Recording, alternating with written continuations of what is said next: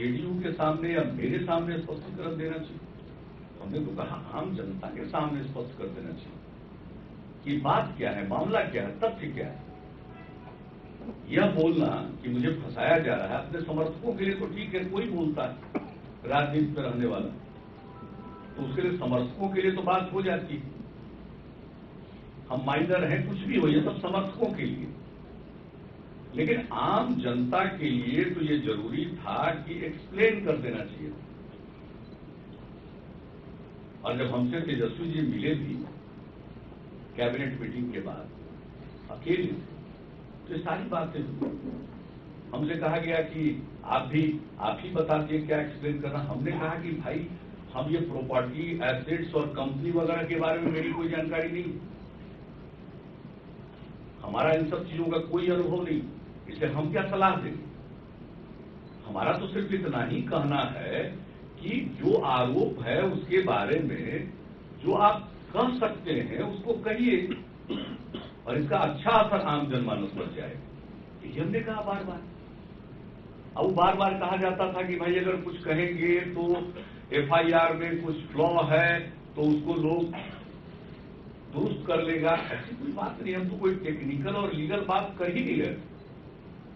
हमने तो कहा फैक्चुअल कहने की बात और आम जनता के बीच मीडिया के माध्यम से प्रकट कर दीजिए और इसका लाभ होगा महागठबंधन। लेकिन इसके लिए लोग तैयार नहीं। अब तैयार इसलिए नहीं थे कि लगता है कि कुछ स्पष्टीकरण देने की उनकी कोई स्थिति ही नहीं थी। और उसके बाद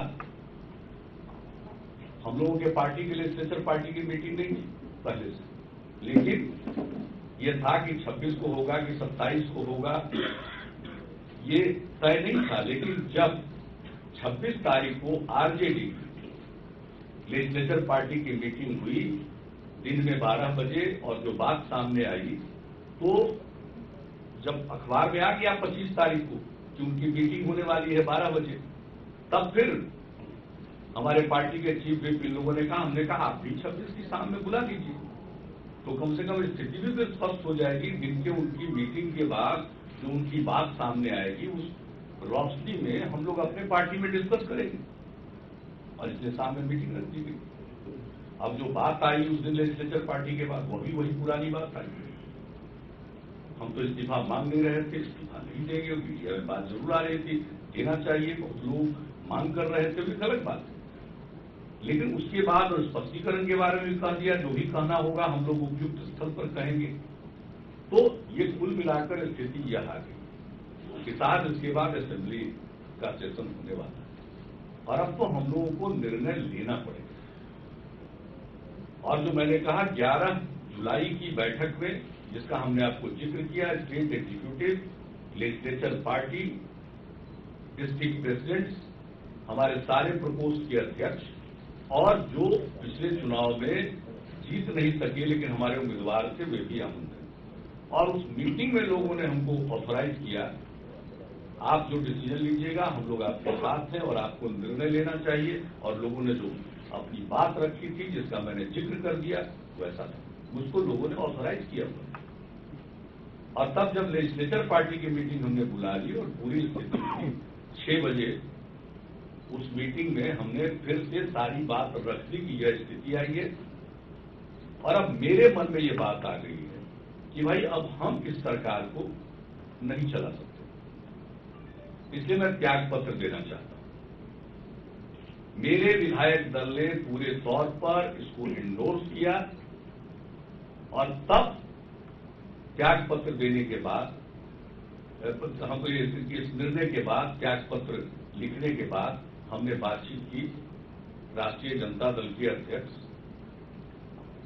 श्री लालू प्रसाद जी से और हमने बात की कांग्रेस के बिहार के प्रभारी श्री सीपी जोशी से, जो कि हमेशा जब भी महागठबंधन बना उस दौर में सीपी जोशी जी ही कांग्रेस के केंद्रीय नेतृत्व की तरफ से आते थे।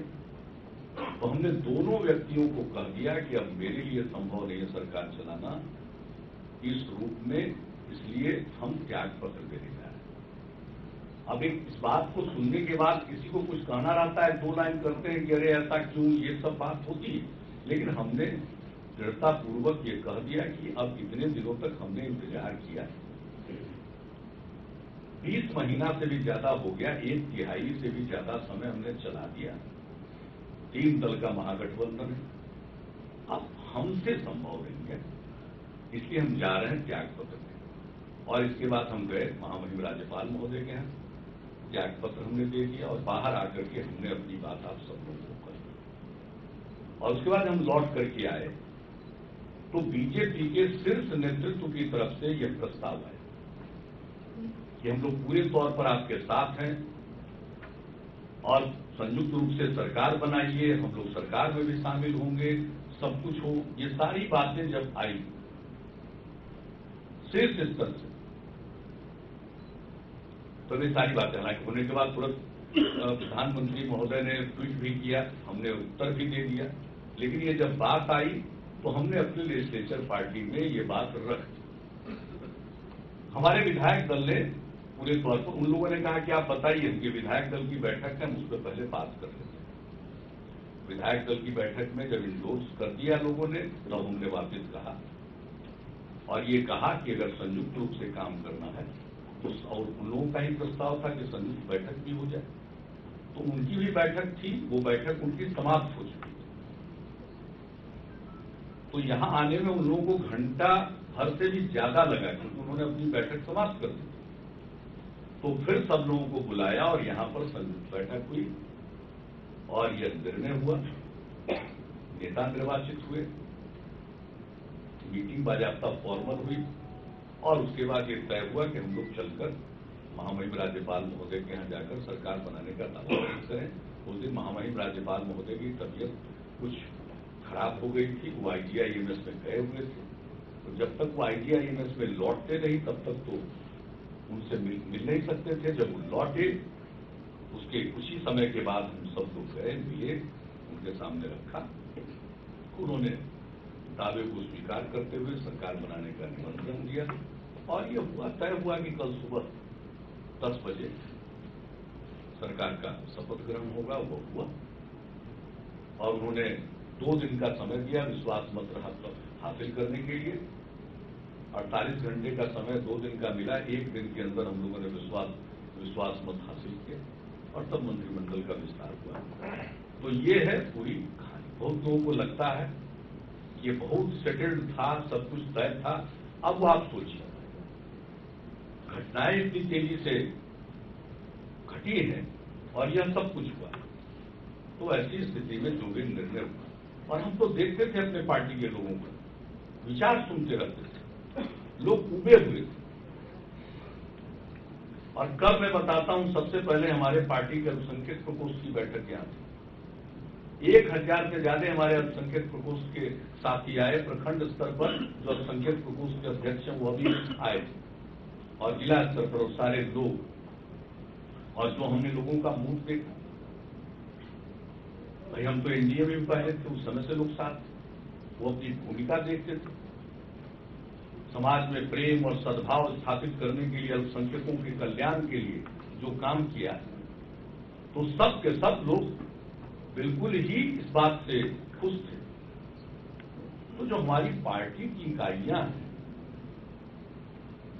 उसमें इस बात को लेकर प्रसन्नता है कि यह हुआ, और आज तक अब जब ऐसा होता है तो हमको मालूम है, अगर हम चुपचाप झेलते रहते तो हमें तो जवाब देना पड़ता कि भ्रष्टाचार के मामले में आपका क्या रवैया, और हम जानते थे अगर दूसरा निर्णय लेंगे तो लोग कहेंगे महागठबंधन था और सेकुलरिज्म की बात तो तो मैंने तो हाउस था, उस जुम्मे का दिन था, इसलिए समय नहीं था, हमने संक्षेप में ही जो जरूरी बातें थी हमने कर दी। सेकुलरिज्म एक विचार है और हमें किसी के सर्टिफिकेट की जरूरत नहीं।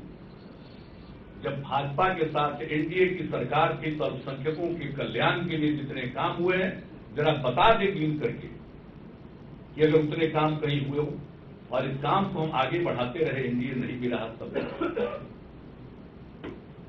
भागलपुर में दंगा हुआ था और साहब लोगों को ऊपर फाइनल रिपोर्ट सबमिट किया गया था। हम तो जब निकले थे न्याय यात्रा में तो वहां मालूम हुआ कि बहुत लोगों के मन में एक दुख है और तकलीफ है। इसलिए सरकार बनी और सरकार बनने के बाद हमने भागलपुर के दंगे की जांच फिर से करवाई और वो दूसरे कारणों से, जो पहले जो जांच आयोग बना हुआ था उसका जो टर्म्स ऑफ रेफरेंस था उससे अलग इसका टर्म्स ऑफ रेफरेंस था। और इसके अलावे हमने सीआईडी को, विभाग को कहा था, सीआईडी को, कि आप देखिए कि जितने मामले हुए हैं जिसमें फाइनल रिपोर्ट हुआ है क्या कुछ है।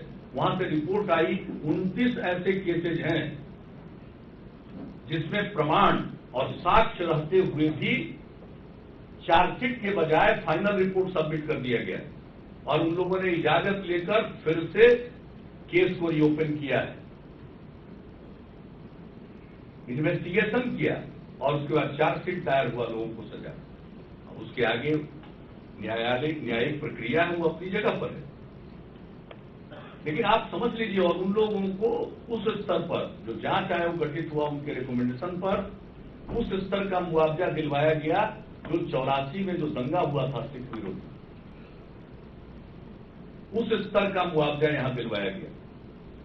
और इसके अलावे जो पीड़ित परिवार है जिसके पास कोई नहीं बचा था, वैसे परिवारों को राज्य सरकार ने 2500 रुपया ताज जिंदगी का पेंशन दिया है, मुआवजा, और प्रति महीने का, और वो बढ़कर के 13 में 5000 रुपया प्रति महीने का हुआ। वहां से शुरू करिए। अल्पसंख्यक महिलाओं के लिए हुनर की योजना, उसके साथ औजार देना, पूरे बिहार के कब्रिस्तानों का सर्वेक्षण कराकर 8024 कब्रिस्तानों को चिन्हित करके राज्य की योजना बनी कि हम कब्रिस्तान की घेराबंदी कराएंगे। पहले से जो कब्रिस्तान की घेराबंदी की स्कीम थी वो महज मामूली थी और उसमें कुछ हो नहीं पाता था। हमने नई स्कीम, राज्य की स्कीम बनाकर और कब्रिस्तानों की घेराबंदी प्रारंभ कराई और डीएम और एसपी को इसकी जिम्मेवारी दी कि आप तय करिएगा प्राथमिकता, किस कब्रिस्तान की घेराबंदी कब करानी है और कितना खर्च होगा, उसकी कोई सीमा नहीं रखी गई। जितना बड़ा कब्रिस्तान होगा, जिस तरह का इलाका होगा, उस प्रकार की घेराबंदी होगी और वो काम चल रहा है। और किसी भी प्रकार का सांप्रदायिक सद्भाव पर कोई बाधा आएगी तो हम लोगों ने अपने राज्य सरकार में जिम्मेवारी दी कि ये डीएम और एसपी की ज्वाइंट रिस्पॉन्सिबिलिटी है कि सद्भाव का वातावरण कायम रखे। यह सब काम किया। अल्पसंख्यक के लड़की लड़कियां बहुत कम संख्या में मैट्रिक फर्स्ट डिवीजन से पास करती थी। हमने स्कीम बनाई 2400 2500 से ज्यादा नहीं, और जब हमने 10,000 रुपया का उनको इनाम देने का फैसला किया कि जो फर्स्ट डिवीजन से पास करेगा, राशि देने का फैसला किया, तो उसके बाद 3 साल